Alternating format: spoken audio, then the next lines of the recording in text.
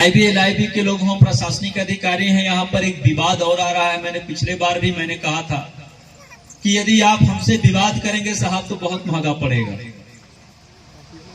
जो नए हैं उनसे तो नहीं कहता, पर जयनाथ सिंह के राम कोई नया नाम नहीं है। 6 थाने जले हैं, मैं बचाता कुछ हूं नहीं, दिखता बस छोटा सा हूं। IBLIB के लोग हैं कि जानकारी मेरे पास आई है कि वन विभाग के लोगों ने कल जो है हमारा एक स्ट्रीट लाइट के लिए, लाइट की व्यवस्था के लिए यहाँ पे जो है पोल आ रहे थे, खंभे आ रहे थे, जिसको रोका गया है। और कुदारी उदारी भी ले गए हैं उठा के। वो एक चीज कर ले कि मुझे 24 घंटे में वो चीजें वापस चाहिए। और बिना ड्रेस के आ रहे होगा, आप मार खाओगे तो फिर इसमें मेरी कोई जिम्मेदारी नहीं होगी। मैंने पिछले बार भी कहा था कि आप जब कभी जयनाथ के राम इस समाज के सबसे छोटे बेटे से लड़ोगे तो हमेशा हारोगे, क्योंकि छोटा बेटा बहुत बड़ी बड़ी लड़ाई लड़ा है। मैं डरता नहीं इन चीजों से। पिछले बार तो मैं बता दूं कि आपके यहाँ का DSP मैम अपने चाचा जी को फोन कर ली थी कि चाचा जी गलत जगह ड्यूटी लग गया है, यहाँ कोई किराम जी हैं, सुनने में आया है कि पुलिस वालों को भी उठा के घर ले जाते हैं। मैं कहा नहीं, ले नहीं जाते, खाना भर बनवाता हूँ, घर में कोई देता तब। एक TI साहब थे, फरहान कुरैशी जी, बोले थे कि किराम जी हम आपको घर से घसीट के ले जाएंगे। हम बोले कब? बोले जब चाहे तब। मैं बोला आज शाम को तैयार है ना, थाने आ रहा हूँ सूरजपुर।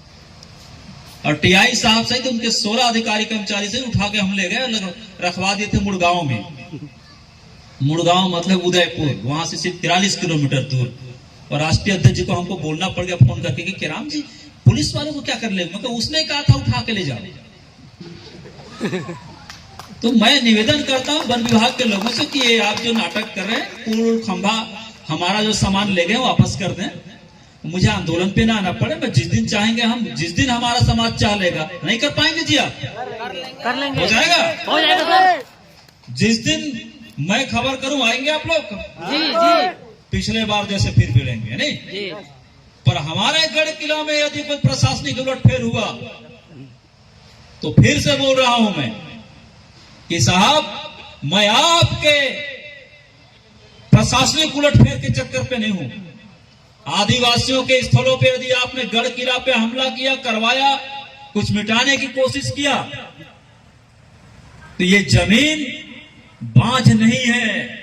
ये कल भी वीरों को जन्म देती थी, आज भी वीरों को जन्म देती है। जिस जयनाथ के राम का आवाज आप सुन रहे हैं, 11 बार जेल यात्रा किया हूं, 47 मामले मेरे ऊपर रहे हैं, 19 बार डकैती लगाए गए। और केवल 8वीं पास नेता नहीं हूं, डॉक्टरी, इंजीनियरिंग और LLB कंप्लीट करने के बाद यहां खड़ा हूं। तो लड़ने भी आता है मुझे। और एक चीज तो बताया नहीं मैं, कुछ लोग बोलते हैं जयनाथ के राम को देख लेंगे। मैं कहा मार्शल आर्ट में ब्लैक बेल्ट है, एक किक से ज्यादा देना नहीं पड़ेगा। बहुत चीजें हैं, मैं बहुत तैयार होकर आया हूं, छोटा बेटा बहुत तैयारी किया गया है, और तब अकेले दौरा करते हैं। तो मेरा निवेदन है, वन विभाग के अधिकारी कर्मचारी हो, मैं भी हूं, मुझसे मुलाकात भी कर लें। और कल अगर कल परसों कोई विवाद होता है, आप मेरा सब्बल फावड़ा नहीं दोगे, मेरा खंबा नहीं दोगे, बिजली आप लगने नहीं देंगे, ये तुम्हारे बाप की संपत्ति नहीं है। अरे कुदरगढ़ में बिजली लग सकता है, बमलाई में लग सकता है, समलाई में लग सकता है, रतनपुर में लग सकता है, ये तुम्हारे पापा की जमीन है कि नहीं लगने देंगे आप? अब मेरे बिजली से आपके जंगल को क्या परेशानी है? नोट कराइए इन चीजों को आप। हम बर्दाश्त करने की स्थिति पे नहीं है। अगर यही स्थिति रही तो आपको बेदखल करेंगे, फिर हम देखते हैं कि आप कैसे घुसते हैं क्षेत्र में। और खंबा तो किसी के पापा जी रोकेंगे नहीं, बाबा बजराज कौर धाम में अगर रोशनी करना है तो होगा, वो हमारे लिए है। बाबा तो अंधेरे में भी रह लेते हैं, उनको अंधेरे उजाले कोई फर्क नहीं पड़ता। पर हम तो आते हैं, और हम जहां जहां जाएंगे, हमारे लोग जहां जहां जाएंगे, जितनी सुविधाएं के साथ आप जी रहे हैं उतनी सुविधाएं हमें चाहिए। ये अनुसूचित क्षेत्र है, पेशा एक का क्षेत्र है। जाके व्यवस्थाओं को पढ़िए आप कि 5वीं अनुसूची के क्षेत्र में क्या प्रावधान है आदिवासियों को? बैगा, भूमिका और गायता को क्या अधिकार है? ग्राम सभा से बड़ा भी भूमिका, बैगा, गायता होते हैं।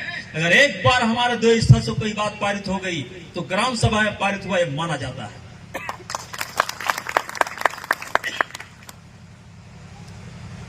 हमें किसी सरकार से पूछने की जरूरत नहीं है। इसमें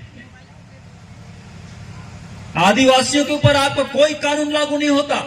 और ढंग से पढ़े, पूरे देश में इस बात पे चर्चा हो रहा है। भील प्रदेश में इस पे चर्चा हो रहा है, राजस्थान पे चर्चा हो रहा है, साउथ पे चर्चा हो रहा है, तमिलनाडु पे चर्चा हो रहा है, छत्तीसगढ़ पे चर्चा हो रहा है। जितने भी अनुसूचित क्षेत्र हैं, असम है, नागालैंड है, बोडो का इलाका, वहां चर्चा हो रहा है कि इस देश के असली मालिकों को, जिसने इस देश पे शासन किया है, उनके इतिहास को खत्म करने की कोशिश की जा रही है। और ये वर्दी पहन के जो बैठे हो साहब, आप भी हमारे बीच के हैं। जाके अब सबसे पहले 5वीं अनुसूचित क्षेत्र के व्यवस्थाओं को पढ़िए, कहां पे क्या लिखा है, उसके बाद बात करें। आप खंभा जब्त कर रहे हैं, पूरे लकड़ी को बेच के खा गए, आपको शर्म नहीं आया? अभी वो कोई सेठ साहूकार अंबिकापुर, बिलासपुर, रायपुर के लोग बोलते तो आप लकड़ी काट के पहुंचाने चले जाएंगे। हम व्यवस्थाओं पे बात कर रहे हैं, अपने स्थल की बात कर रहे हैं, पूरे लोग यहां आते हैं उसकी सुरक्षा की बात कर रहे हैं, रोशनी की बात कर रहे हैं। आपको तकलीफ हो रहा है? इसका मतलब है कि आप आरएसएस के इशारे पे काम कर रहे हैं।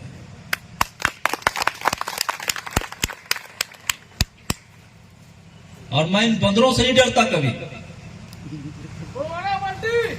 गुणवाना पार्टी नहीं, यहाँ पे आदिवासी एकता जिंदाबाद है, आदिवासी एकता जिंदाबाद, ऐसा बाबा बसराज कुमार धाम जिंदाबाद, ऐसा। यहाँ तो हम उनके इशारे पे है। कोई नेता बड़ा नहीं होता बेटा।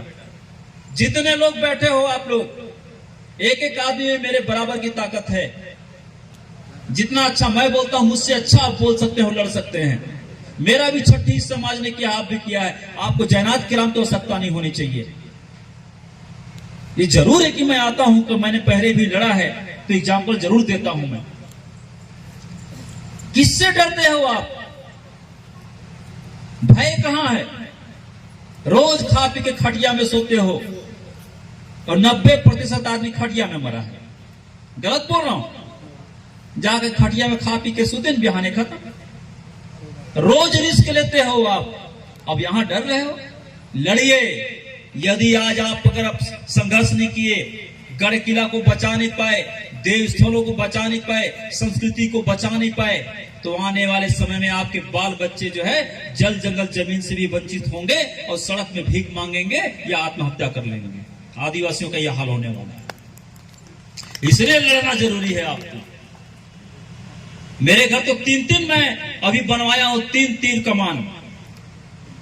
हर घर में तीर कमान रखिए, बिना तीर कमान के मत चलिए। जरूरत पड़े तो बता दीजिए साहब, आप इधर ठोकिए। आपके हम बहुत नक्सल मूवमेंट में चलते थे लोग, मुझे पहले नक्सल मूवमेंट में भी देखते थे, इधर उधर बोलते थे। मैंने नक्सलियों से भी कभी हारा नहीं, हम उनको ही बत्ती दे के बैठे थे। हम बोल दिए थे लांजित गांव में नक्सलियों को कि इलाका छोड़ दो, नहीं मगर गोली इधर चला लेना, पीछे से नहीं सामने मारना है। और फेस पे नहीं, मैं स्मार्ट दिखता हूं, मैं फालतू नहीं किधर मार दिया। ये कलेजा रखिए साथियों। जिंदगी यदि मौत निश्चित है तो जिंदगी को ढंग से जी लें आप। इनसे मत घबराइए आप लोगों से। कुर्सी में बैठा हुआ आदमी किसी का गुलाम रहता है, कमजोर रहते हैं ये तो मेरा निवेदन है कि जितने प्रशासनिक अधिकारी इस बात को बाकायदे ऊपर तक लिख के दें कि किसने हमारा लेवल रखा है, यानी कल स्थिति खराब होगी यहां।